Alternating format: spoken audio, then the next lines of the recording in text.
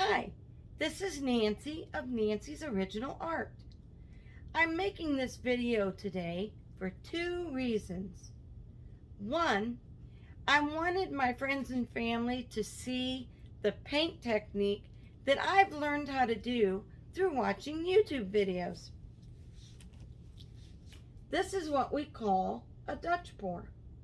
These Dutch pours are actually very simple to make, and I'm going to tell you the products that you'll need to create your own Dutch pour. The first thing you're going to want to have is you're going to want to get yourself some canvases.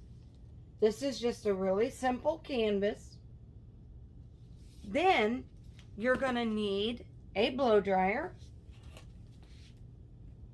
Just a simple blow dryer, but you do want to have this attachment. Okay? And you want it to be like that. The tip has to be thin like that. You want it elongated. Then the next thing you're going to need is you're going to need just a small blowtorch. Oop. Just a small blowtorch. And then you're going to also need a heat gun. And I don't know where I placed it, but you're also going to want some painter's tape.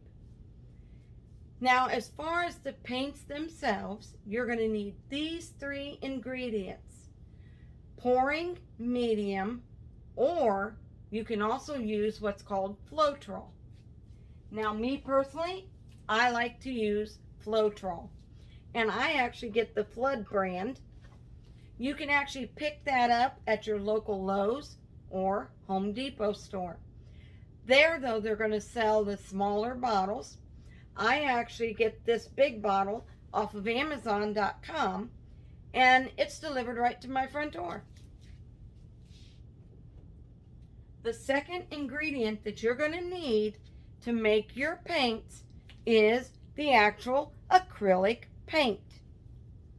Now, I say acrylic because we as artists have found that acrylic paints work best for doing Dutch pours. And I have a couple examples here with me today. I have what's called Violet, and I have another one here, Metallic Cobalt Blue. Now, as you can see, these are the Artist Loft brand, but I also like to use another brand called Liquitex Basics. These and the canvases can be picked up at your local arts and crafts store. Now, my favorite store, which I tend to go crazy in, is Michael's Arts and Crafts. I just love that store. The third ingredient that you're going to need is water. Now, please, please, please, do not, and I stress, do not use tap water. You want to use bottled water. And this bottled water is just a Sam's Choice. I pick it up at my local Walmart, and this is a 20-ounce bottle. These bottles right here are great for making the paint mixture. The second reason that I wanted to do this video is because a few weeks ago on my Facebook page, I had posted something about resin. And I had a lot of friends and family say, why do you need the resin so bad? Well, I really like to use it on my paintings, and I'm going to give you and show you the two reasons why I like to use resin on my paintings. Once again, if we look at this painting, see how the canvas is made? It's just got a small wood frame, and then the canvas itself is just wrapped around that wood frame and then stapled on. But the canvas Although it feels pretty thick, it's actually not as thick as it feels.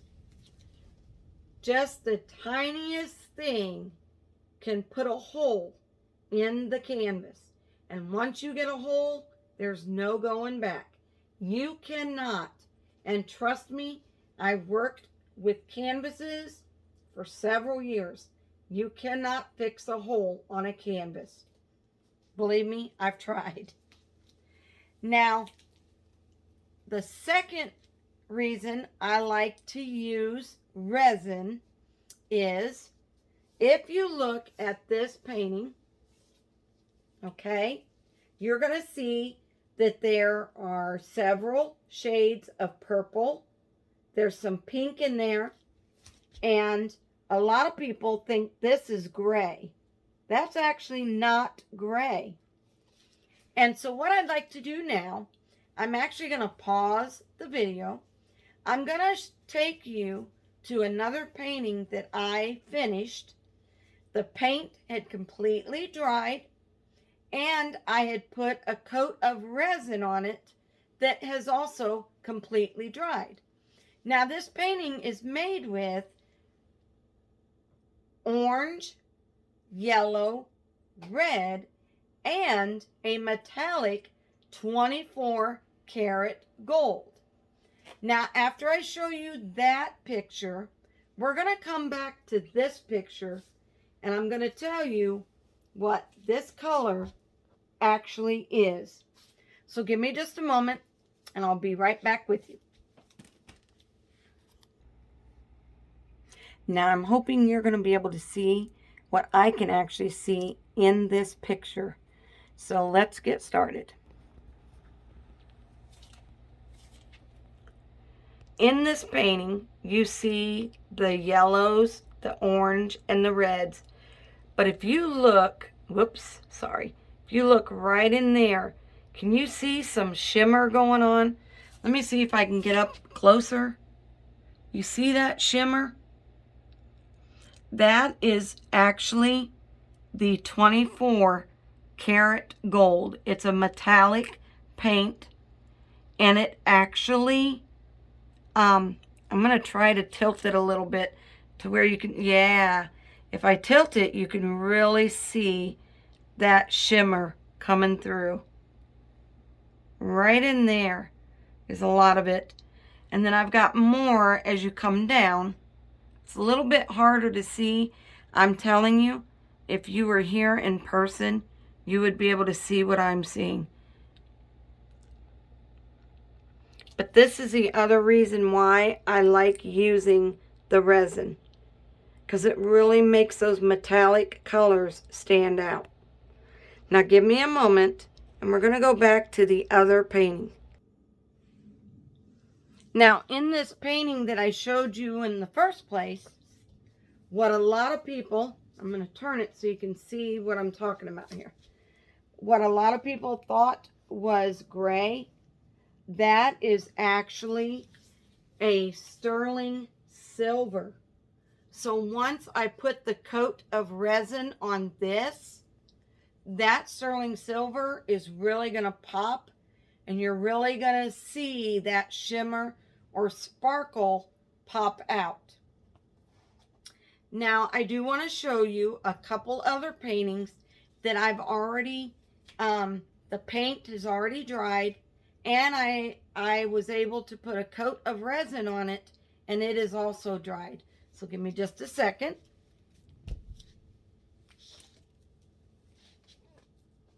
This is another one I did. And as you can see, it's got that coat of resin on it. But I'm going to show you what I didn't do that I should have done. Remember, at the beginning of the video, when I was telling you the supplies that you would need, I mentioned painter's tape.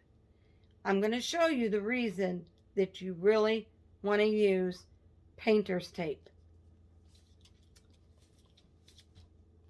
You see this? You see those little bumps? As I'm going up, see the bumps? That is actually resin that has dripped off the bottom. So like, see, when I hold it like this, can you see those bumps right there? What I did is I took and poured the resin over the top, and then you spread it out. And as you spread it out, that resin actually runs off the edges. It just runs over the edge. And you want that because you're going to take your hand and you're actually going to smooth that out along the sides. So see, my sides, I don't know how well you can see it here, but my sides are also resined. Okay?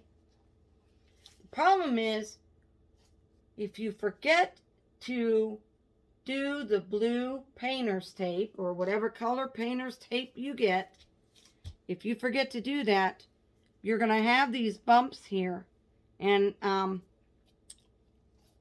they're going to be hard to get off. Let me just tell you that. They're going to be hard to remove. Okay? Now I'm going to show you another one that I did that's also been resined.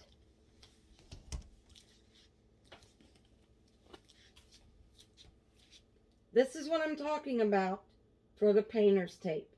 You want to make sure that you put that just on the edge of each, the top, bottom, and both sides. You want to make sure that you put it on the edge, but on the bottom of the canvas. And then, yes, as you can see, you're still going to have those bumps. You can see them really good up here. You're still going to have those bumps. But I'm going to show you something. So give me just a moment. Remember this one? Check out the back. Do you see any of those bumps? No, you don't. You might see a little tiny bit of resin right at the edge, but you're not getting any bumps.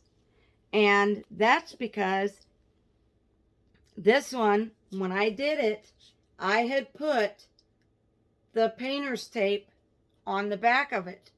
So when I went to remove it, those bumps weren't sticking to the canvas.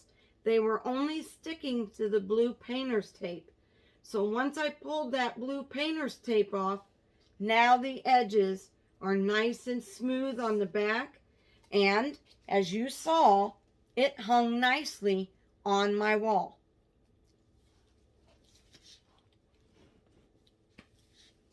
So there you have it. This is why, as I said, the reason that I created the video, I wanted people to be able to see the paint technique that I've learned, and also I wanted people to see why I like to resin my paintings.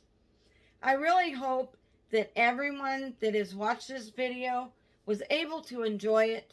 I hope I didn't take too much of your time, and I really hope that you will join me for some future videos. The painting that I showed you in the beginning that has the purples and the pink and it has that sterling silver, I have actually taken a before video. Once the paint dried, I took a before video before I actually put the coat of resin. So what I'm going to do is I'm going to go ahead and I'm going to put the coat of resin on it. Once I get that done, then I'm going to take another video of that same painting. This way you'll be able to see that sterling silver really pop. So please, please get excited for that next video. And until next time, I hope you all have a wonderful, blessed evening. See you later. Bye.